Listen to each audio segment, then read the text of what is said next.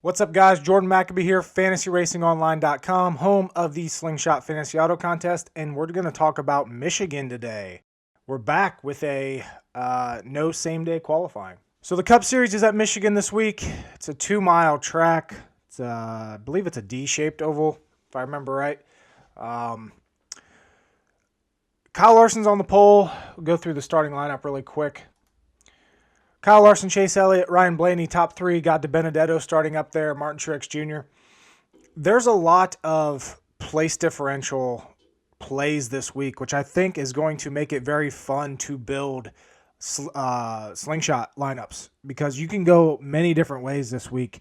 There's a lot of good options, but starting five is what I listed before. Some place differential plays. You got Denny Hamlin starting 9th, Kevin Harvick starting 8th, who's won a lot at Michigan. Further back, we got William Byron starting 18th, Joey Logano 19th, Brad Keselowski 20th. Even further back, we got Christopher Bell starting 28th, Daniel Suarez starting 30th, Austin Dillon starting 26th. Some really good place differential plays this week to consider. And like I said, I think it's going to be just with how, driver pricing is this week with the slingshot game. I think you can go many different ways with lineups this week, and not necessarily like typically when I'm building my lineup and looking at where I'm going to go when it comes to this fantasy NASCAR game, I pretty much have a pretty clear idea, going into the weekend, and I might make like 1 or 2 adjustments on before I actually submit a lineup. But I typically know exactly where I'm going. This week, I could go many different ways. So let's take a look at, the Cup Series is running the 550 horsepower package this week. We're going to take a look at how drivers have done with that package specifically this year, simply because that's the most recent data we have when we want to know who's fast with that 550 horsepower package. Races that they've ran with that package this year, we got Homestead, we got Las Vegas, we got Atlanta, we got Kansas, we got Charlotte, we got the 2 Pocono races, and then we got Atlanta 2, or the second Atlanta race. The reason we're looking at that is because the reason I want to look at that is because it's the most recent data that we have. Michigan, we haven't raced at Michigan in a year. And the only other 2-mile track that was on the schedule was Auto Club Speedway, or Fontana. Obviously, we didn't race there this year, so we can go back and look at 2020 data for those 2 tracks because they're basically sister tracks. But I'd rather look at the 550 horsepower package this year, get a good idea of which drivers have been fast with that package, and then kind of combine it with Michigan data, and then possibly bring in Auto Club data. Auto Club was ran last year, 2020, in the early part of the year. So we're now in like the end of summer. So it's a little bit different track conditions than it would be running a race in February or March, even though Fontana's in California, but still. So looking at the 550 horsepower package this year, like I said, we have 8 races, so we have a solid amount of data here. Average finish, Kyle Busch, number 1, average finish of 3.4. He's been stout in this package on the intermediate tracks.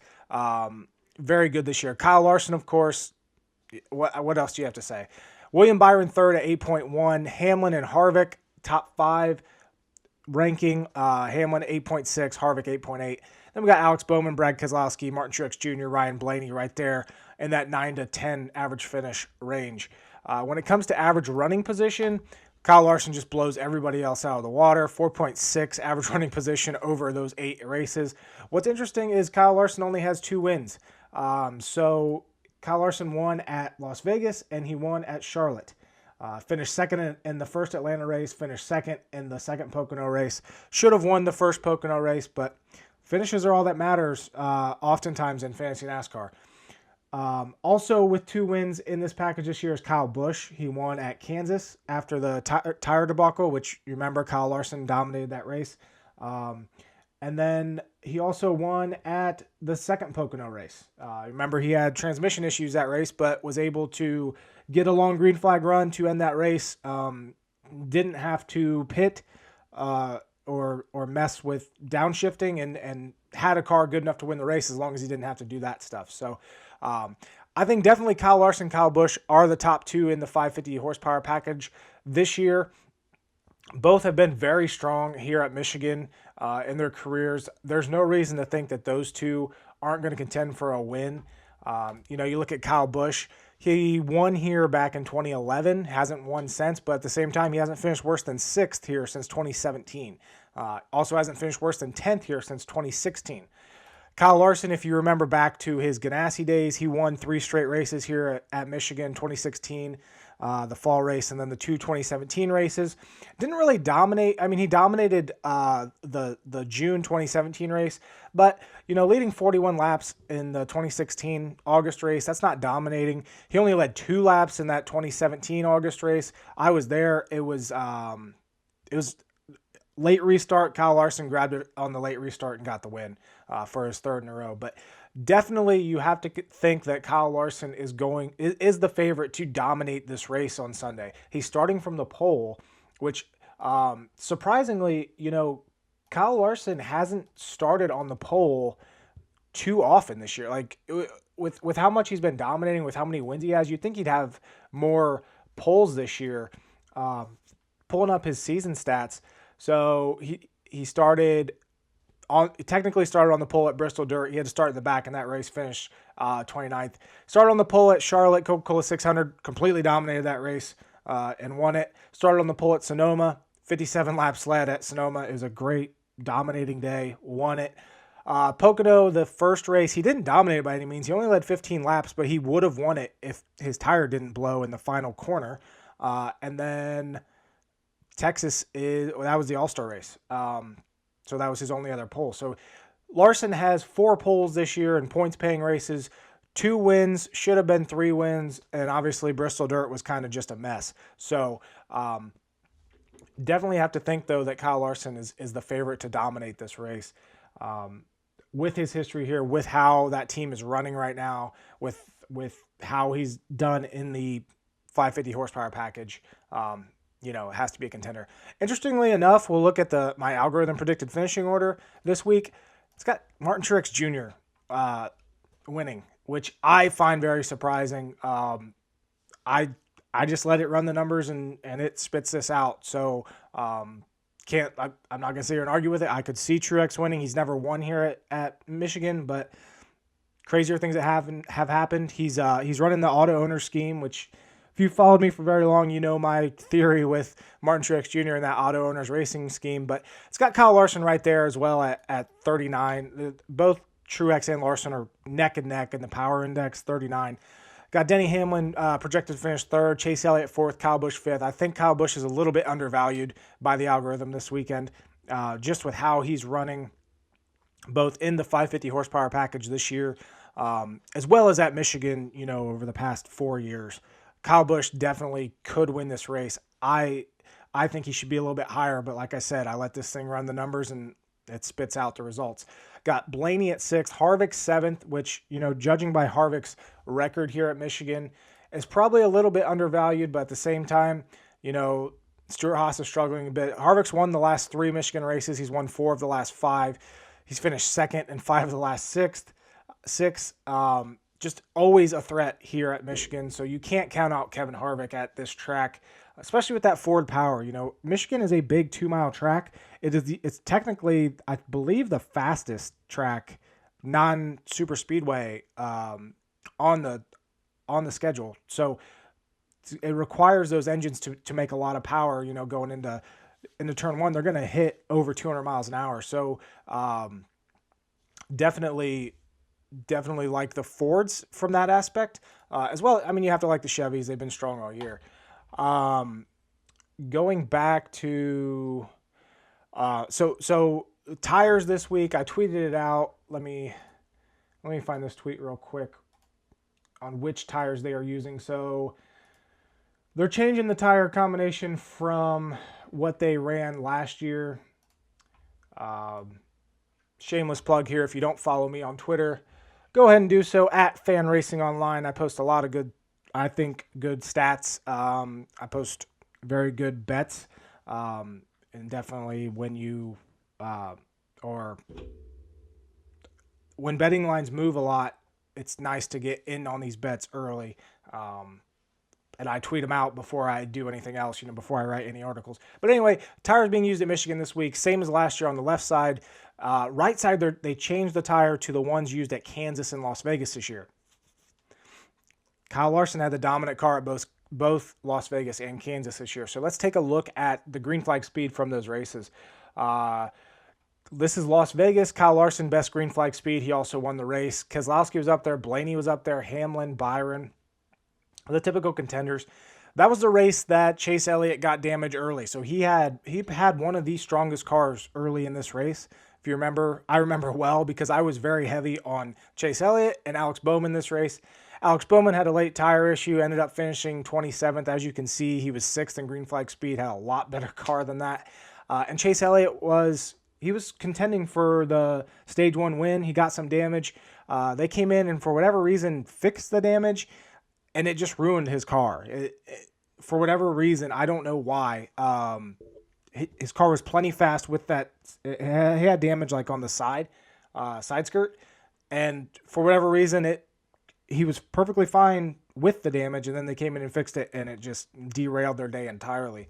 But switching over to the Kansas race, you remember Larson dominated that race. Then they had the tire issue, and he ended up finishing 19th. Kyle Busch ended up winning it. Those were definitely the two fastest cars all day. Hamlin was up there as well. Brad Keselowski again. Ryan Blaney again. Very strong that day. We got Chase Elliott there at 6th in green flag speed. Byron, Harvick, Christopher Bell, Tyler Reddick. So with this 550 horsepower package, with this tire, with these right side tires, we see the same people fast, and there's no reason to think that we're not going to see the same faces be fast here on Sunday at Michigan.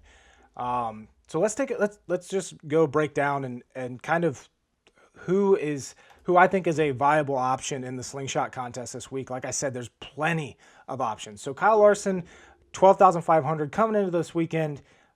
He's definitely the favorite in my eyes to lead the most laps, possibly win the first 2 stages, and win the race. Larson, taking the pole sitter in the Slingshot contest is risky. It's always been risky. If one mistake happens and he finishes 20th, you're losing 2 points per position that he loses or that he falls back. So always risky, but at the same time, there's huge upside with taking Larson this week.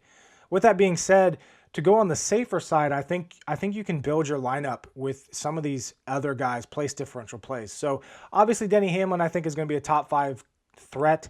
I don't see Hamlin contending for the win. I do think he's going to get some stage points, probably not as much as Larson, but and definitely contend for a top 5. Look at his Michigan history. 2nd in 2 of the last 3 races, usually about, you can see here, always strong, but never like race contending strong. Whereas, Kyle Busch starting 7th, there's a little bit of place differential upside there. I really like Kyle Busch this week. 12,000, that's a $500 discount from Larson. I think Kyle Busch can come close. Like, if Larson dominates this race, I think Kyle Busch can still come close to him in Slingshot points. Obviously, if Larson doesn't win the race, I think Kyle Busch has a very good chance to outscore him with place differential, with Kyle Busch. If Larson doesn't win this race, I think Kyle Busch definitely has a chance, has the best chance. I think Kyle Busch is number 2 this week in my mind. Not going strictly with the algorithm. I do think Kyle Busch is a strong play in Slingshot this week. Definitely can't say anything terrible about him. You look at his results in this package this year. He finished 10th at Homestead to start the year. Then he went 3rd at Vegas, 5th at Atlanta. He won Kansas. He finished 3rd at Charlotte, 2nd in the first Pocono race, won the 2nd Pocono race, and finished 2nd in the 2nd Atlanta race. Kyle Busch is very strong in this package. He's very strong at Michigan. He's a great play in the Slingshot Fantasy Auto Contest this weekend. Chase Elliott starts 2nd. I don't love it. Like I said, if I'm going to pick someone starting near or at the front, like Kyle Larson, Chase Elliott this weekend, I want them to lead the most laps. I want them to be likely to win both stages. I don't think Chase Elliott is better than Larson. I don't think he can do it. Do I think Chase Elliott could pull off a top 5 finish? Absolutely. He's been very strong in this package this year. He's been strong at Michigan in his career. Looking at 3 second-place finishes to start off his career here at Michigan. Only one finish worse than 9th here in 10 career starts. Chase Elliott's going to be a top 5 car on Sunday. As far as lineup construction goes in Slingshot, though, I don't think he's worth the $11,800 starting second with no place differential potential. Kevin Harvick, starting 8th, very strong play with his track record here. I think Harvick can pull off a top 5. He finished 4th in the second Pocono race, 2nd at Kansas, 5th at Homestead. Just looking at the 550 horsepower package. Harvick, definitely a solid play. Truex, like I said, my algorithm really likes him this week. I can't see myself playing Truex this week. I don't particularly agree with the algorithm that he should be number 1. I think Truex has top 5 potential. I don't see him winning, and I would rather go with this next line of drivers if I'm going to be in this price range with Byron, Logano, Keselowski. Starting 18th, 19th, 20th, it's 2 points per position gain. So if William Byron does William Byron things like he's done all year in this package, where he has only 1 finish worse than 12th and only 2 finishes worse than 8th, that's 10 positions up to 8th. Byron just finishing 8th, that's 20 points plus his finish points plus any stage points he'd get. The Penske guys, they're struggling lately, and that kind of concerns me.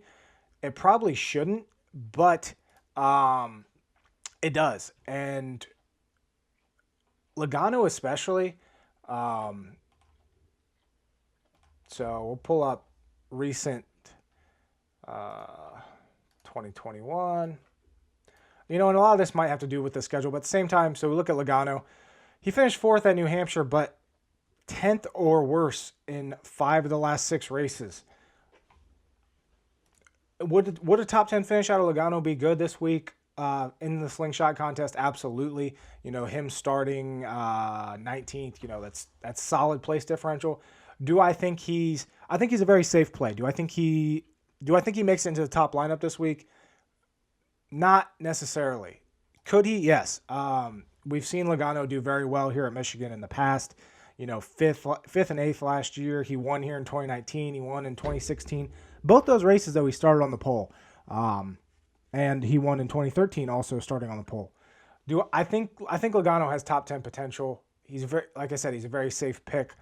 Going to Keselowski, again, same thing here. Ever since Nashville, or even like before Nashville. So going back to Darlington in May, he has 2 single-digit finishes in those 8, 9, 10, 11, 12, 13, last 13 races. He has 2 single-digit finishes.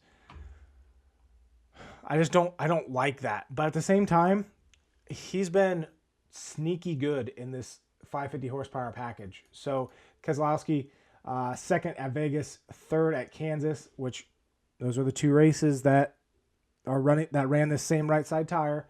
3rd in the second Pocono race, 10th in the first Pocono race, 10th in the second Atlanta race, 11th at Charlotte. I think I have the same mindset for Logano and Keselowski. They're pretty much the same to me. I think they're like fringe top 10. I don't see them getting top 5s. Excuse me. With them starting back in 19th and 20th, yes, there's place differential potential. I don't see him as slam dunk picks this week. Going further down, you got Christopher Bell starting 28th. Obvious place differential play there. Christopher Bell, to me, he's a little just inconsistent. And to pay up for him at 9,500 in this game, I don't particularly like it. Could he finish top 10 from 28th and have a huge points day in this game? Absolutely. He finished 13th and 17th here last year. But if I'm in that price range, I like Austin Dillon there starting 26th. $8,800 for Austin Dillon. He here at Michigan, top 14 in 5 of the last 7 here. I think he's going to at least be, in the teens, definitely going for points, trying to get into the playoffs over Reddick on the points this season. But, you know, you look at his 550 horsepower package, we'll go back to this spreadsheet. You know, Austin Dillon's right here. He has an average finish of 11.5 in this package this year. Average running position of 12.6. So if Austin Dillon has a normal day, I think he's a great play this week with the place differential. Eric Almirola could be a sneaky play. And then, you know, we got Daniel Suarez starting 30th. I do like Suarez this week. You know, you look at the 550 horsepower package this year. Daniel Suarez has an average finish of 18.5. But that's weighed down by a couple of really bad finishes, particularly 36th in the second Atlanta race and 26th at Vegas. Homestead, he finished 15th. He finished 17th in the first Atlanta race. He finished 11th at Kansas. He finished 15th at Charlotte. He finished 13th at Pocono and 15th in the second Pocono race. So if he can get a top 15 finish this week, which, by the way, Michigan was a very good track for Suarez before he went to the junk car Gaunt Brothers last year. He finished, you know, a couple top fives with Stuart Haas, which obviously, you know, it's Stuart Haas. And then 11th with Joe Gibbs Racing in 2018. Even these finishes here with Gaunt Brothers of 24th and 26th, it's better than like they typically ran last year, you know. So I think Suarez is a strong pick. He's got that Chevy. They are another team that's struggling. You know, that would be my only concern with Suarez. 30. Look at the last 5 races for Suarez: 37th, 31st, 20th, 36th, 36th. Obviously, they can turn things around, you know, whenever. We shouldn't rely too heavily on momentum, but at the same time, it has to creep in the back of your mind there. And then going further down, you know, Chastain is probably a solid option. Lower, I think the build this week is going to be something like, you know, something like this is what I'm going to end up doing. You know, if we do that, Kyle Busch, William Byron, Joey Logano, Austin Dillon, I think that's the kind of build I'm going to end up on. Or even, you know, Kyle Larson, which leaves us, you know, Corey LaJoie, Anthony Alfredo starting 35th. You just need him not to wreck. You know, Alfredo, he's got that Ford. He should be about a mid-20s driver. That's where he's been at with this package this year. Average finish of 26.1. I think if you're going to do a build like that, you know, you can grab Anthony Alfredo. Even if you went Larson and Kyle Busch, and then I wouldn't touch, like, you know, DiBenedetto, Kurt Busch. They start too high. Blaney, I think, starts too high. I could see him finishing top 5 and getting stage points, but definitely don't love it. You know, you could come in here and grab, you know, Suarez, and you still have 500 left. So if you want to get Kyle Busch and Kyle Larson, so you can go Larson, Kyle Busch, Logano, Suarez, and then Michael McDowell is someone just to keep an eye on this week. So his record here at Michigan isn't stellar by any means. 28th, 29th last year, about mid-20s every week or every year. Starts 25th. What I like about McDowell this week is in this 550 horsepower package this year, he has one finish outside of the top 20, and it was 27th at Atlanta too. Now, obviously, I think that team has kind of come back down to earth from earlier in the year.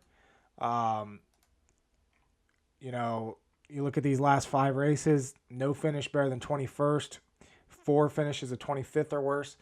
So that would be a concern for me. But at the same time, you could also come here and grab Ryan Preece, who is, you know, starting. If you don't trust Anthony Alfredo starting 35th, Ryan Preece is a decent option. He kind of has similar stats to McDowell when it comes to this package this year. So McDowell has an average finish of 17.3, whereas Preece is at 21.9. But if you can get potentially a top 20 finish out of Preece this week. This would also allow you to go, Byron here, Larson, Kyle Busch, Byron, Suarez, Preece, or even, don't even spend the extra money and go Alfredo. This could also allow you to go Harvick. So you could go Larson, Kyle Busch, Harvick, Suarez, Alfredo, or even